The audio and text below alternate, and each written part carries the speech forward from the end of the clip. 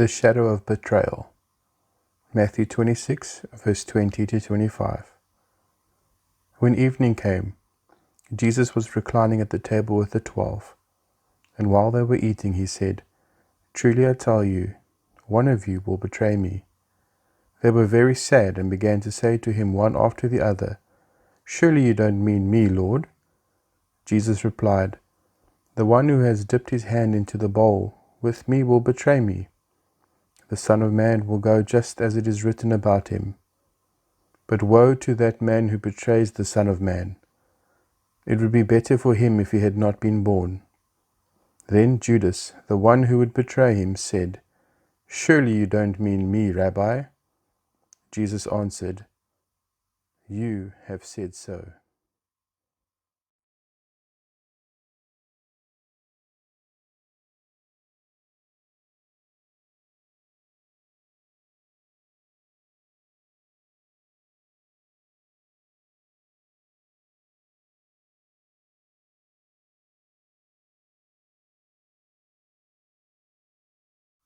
The shadow of the agony of spirit.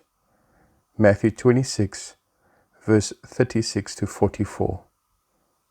Then Jesus went with his disciples to a place called Gethsemane, and he said to them, "Sit here while I go over there and pray."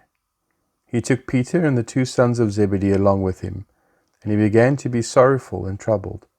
Then he said to them, "My soul is overwhelmed with sorrow to the point of death. Stay here and keep watch with me." Going a little farther, he fell with his face to the ground and prayed, "My Father, if it is possible, may this cup be taken from me. Yet not as I will, but as you will." Then he returned to his disciples and found them sleeping. "Couldn't you men keep watch with me for 1 hour?" he asked Peter. "Watch and pray, so that you will not fall into temptation. The spirit is willing, but the flesh is weak." He went away a second time and prayed, "My Father, if it is not possible for this cup to be taken away unless I drink it, may your will be done." When he came back, he again found them sleeping, because their eyes were heavy. So he left them and went away once more and prayed the third time, saying the same thing.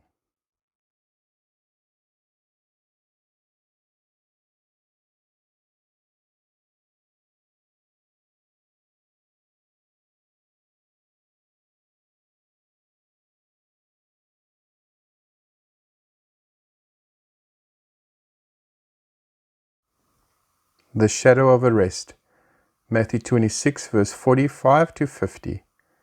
Then he returned to the disciples and said to them, "Are you still sleeping and resting? Look, the hour has come, and the Son of Man is delivered into the hands of sinners. Rise, let us go. Here comes my betrayer." While he was still speaking, Judas, one of the 12, arrived. With him was a large crowd, armed with swords and clubs, sent from the chief priests and the elders of the people. Now the betrayer had arranged a signal with them. "The one I kiss is the man, arrest him." Going at once to Jesus, Judas said, "Greetings, Rabbi," and kissed him. Jesus replied, "Do what you came for, friend."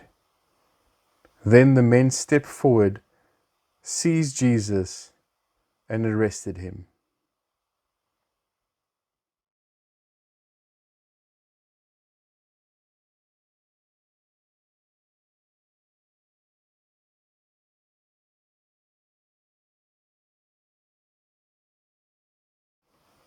The shadow of denial.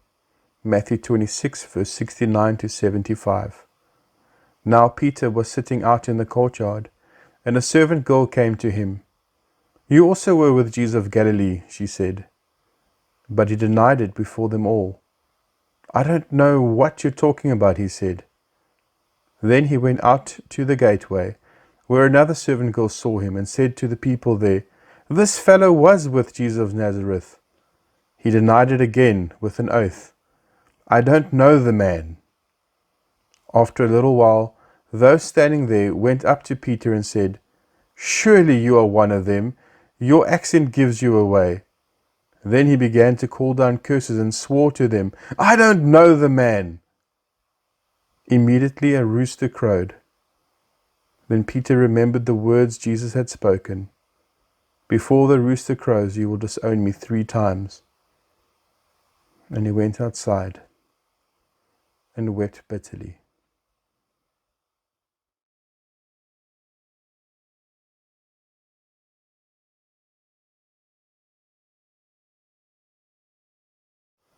The shadow of accusation. Matthew 26, verse 59 to 67. The chief priests and the whole Sanhedrin were looking for false evidence against Jesus, so they could put him to death. But they did not find any, though many false witnesses came forward. Finally, 2 came forward and declared, "This fellow said, 'I am able to destroy the temple of God and rebuild it in 3 days.'" Then the high priest stood up and said to Jesus, "Are you not going to answer? What is this testimony these men are bringing against you?" But Jesus remained silent. The high priest said to him, "I charge you under oath by the living God. Tell us if you are the Messiah, the Son of God." "You have said so," Jesus replied. "But I say to all of you, from now on you will see the Son of Man sitting at the right hand of the Mighty One and coming on the clouds of heaven." Then the high priest tore his clothes and said, "He has spoken blasphemy. Why do we need any more witnesses? Look, now you have heard the blasphemy. What do you think?" "He is worthy of death," they answered. Then they spit in his face and struck him with their fists. Others slapped him.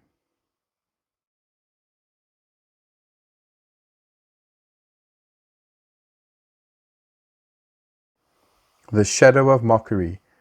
Mark 15, verse 12 to 20. "What shall I do then with the one you call the King of the Jews?" Pilate asked them. "Crucify him," they shouted. "Why? What crime has he committed?" asked Pilate. But they shouted all the louder, "Crucify him!" Wanting to satisfy the crowd, Pilate released Barabbas to them. He had Jesus flogged and handed him over to be crucified. The soldiers led Jesus away into the palace and called together the whole company of soldiers. They put a purple robe on him, then twisted together a crown of thorns and set it on him. And they began to call out to him, "Hail, King of the Jews!" Again and again they struck him on the head with a staff and spit on him. Falling on their knees, they paid homage to him. And when they had mocked him, they took off the purple robe and put on his own clothes. Then they led him out to crucify him.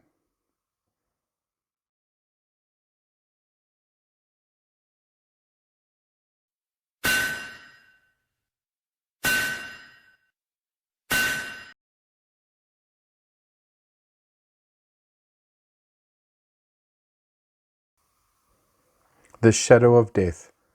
Luke 23, verse 33 to 46. When they came to the place called the Skull, they crucified him there, along with the criminals, one on his right, the other on his left. Jesus said, "Father, forgive them, for they do not know what they are doing." And they divided up his clothes by casting lots. The people stood watching, and the rulers even sneered at him. They said, "He saved others. Let him save himself if he is God's Messiah, the chosen one." The soldiers also came up and mocked him. They offered him wine vinegar and said, "If you are the King of the Jews, save yourself." There was a written notice above him which read, "This is the King of the Jews." One of the criminals who hung there hurled insults at him. "Aren't you the Messiah? Save yourself and us." But the other criminal rebuked him. "Don't you fear God," he said, "since you are under the same sentence?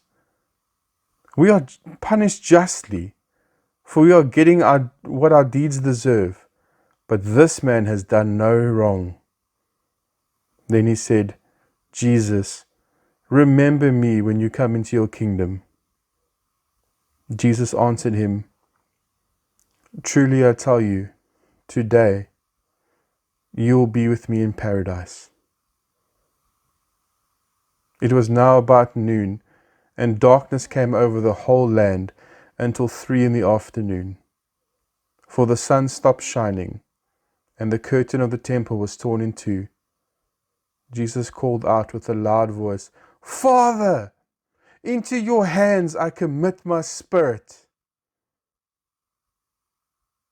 When he had said this, he breathed his last.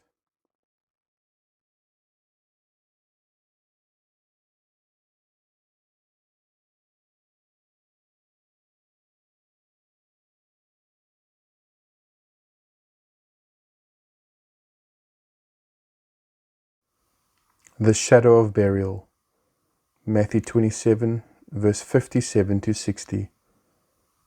As evening approached, there came a rich man from Arimathea, named Joseph, who had himself become a disciple of Jesus.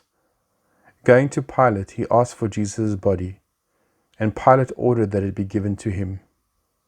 Joseph took the body, wrapped it in a clean linen cloth, and placed it in his own new tomb that he had cut out of the rock.